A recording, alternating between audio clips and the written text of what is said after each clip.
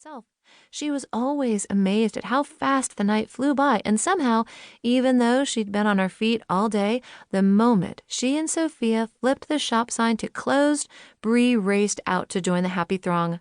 No matter how tired she was, the excitement, the music, the laughter always infused her with the energy to dance and sing long past the witching hour. The moment she recovered, she immediately set her sights on next year's event. Even when the shop was filled to bursting, and she was certain this would be the year when they wouldn't be able to keep up with the quickly depleting stock, she loved working side by side with her grandmother and her mom, too, when she and Bree's dad happened to be in town. That occurred less and less often now. In the years since their only child had become an adult, Bree was already missing them both as this season approached. They'd barely returned from a summer trip to the Netherlands before heading off on another gallivant, as her grandmother called it, this time to the Galapagos Islands. Bree missed her parents when they were gone. Adulthood hadn't changed that, but Sophia had always sent her daughter and son-in-law off with her love and full support, and Bree did the same. She was happy her parents were out in the world doing what they loved, and joined Sophia in cheering them on as they each continued to celebrate greater successes in their respective fields. In turn, after Bree had finished culinary school and, at her parents' urging, agreed to a brief stint of formal pastry education in Italy, they'd respected their daughter's decision to return home and work by her grandmother's side in the family bakeshop, happily content to remain in their small hometown. Ultimately, as a family, they'd come to embrace that they were each doing what they were meant to do, and Bree held on to that. It had been her parents' shared love of art that had brought them together in the first place, eventually leading to Bree's existence in this world. Photographer Patrick O'Neill, passing through town while on a magazine assignment, had spied Carolina Bellaluna's watercolors in the local gallery, which had led him to the bakeshop one fateful Halloween night. Well, fate might have had a little help from a certain Italian iced cookie, a Bellaluna Italian iced cookie.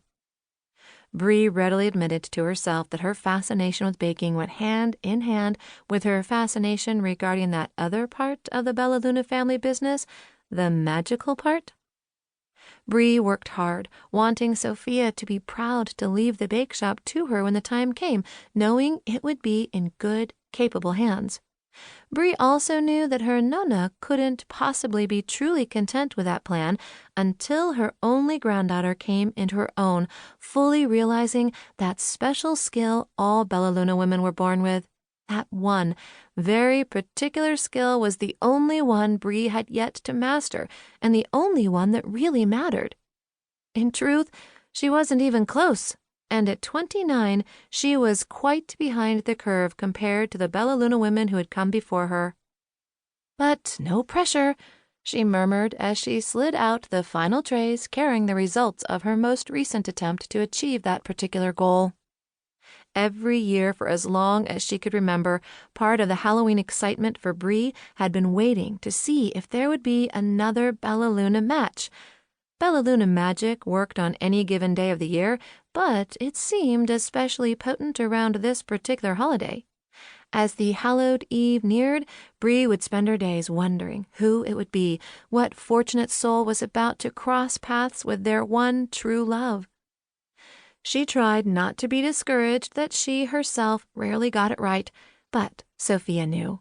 Bree's mom would too, just as every Bellaluna woman who'd come before them would have known. Sophia and her mother had always explained that no spells were being cast, no enchantment bestowed, true love could not be made with magic. However, from time to time, true love did require an extra little push. A sweet bit of magic could make certain orbits collide, so fate could then take its natural course. Bree looked from the cooling racks on the work table in front of her to the other tables that lined the kitchen in the back of the bakeshop, and scowled. The stainless steel surfaces were filled with rack after rack of beautifully perfect, delicately iced cookies, each one representing a previous attempt, a previous failed attempt. Proof that she wasn't joining the Bellaluna Magic Circle this year either. She picked up one of the finished treats. How can something that looks so good taste so bad? She examined